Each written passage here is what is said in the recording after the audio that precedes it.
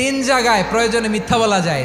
এক নাম্বার, আপনার ওয়াইফকে খুশি করার জন্য, সে একটু এরকম না বলে একটু কৌশল করে বললে খুশি হবে, ওটা বলা যায়। দুই নাম্বার, জীবন মরণের ব্যাপার, যান বাঁচানোর জন্য একটু কৌশল করে ঘুরিয়ে বললেন, এটা জায়েজ। তিন নাম্বার, দুইজন ঝগড়া লাগছে তাদেরকে মিলিয়ে দেওয়ার জন্য কৌশল করে একটু মিথ্যা বলা, ঘুরিয়ে বলা যায়। দুইজনের মধ্যে দেখলেন যে সম্পর্ক খারাপ, একজনরে বললেন, ভাই সে তো ওই দিন আপনার ব্যাপারে অনেক প্রশংসা। কি আমার ব্যাপারে প্রশংসা? কি বললো? এই বললো আপনি নাকি এই করছেন ওই করছেন, অনেক প্রশংসা। লোকটার মন খুশি হয়ে যাবে তার ব্যাপারে, ঠিক কিনা?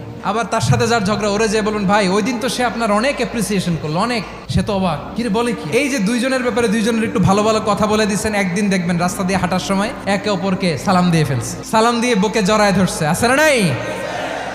আবার মিলমিশ হয়ে গেছে। কিন্তু আমাদের স্বভাব হইলো, দুই প্রতিবেশী যদি একসাথে বসে একসাথে হাঁটে, দূর থেকে দেখলে আমাদের জলে, আছে না নাই? ঘটনা কি? এই দুইটার মধ্যে এত মিল কে? এই দুইটার মধ্যে গিরিঙ্গি লাগানো যায় কিভাবে? আল্লাহর কাছে তওবা করেন, এই মানসিকতার যেন আমরা না হয়, আমরা মিলিয়ে দিব।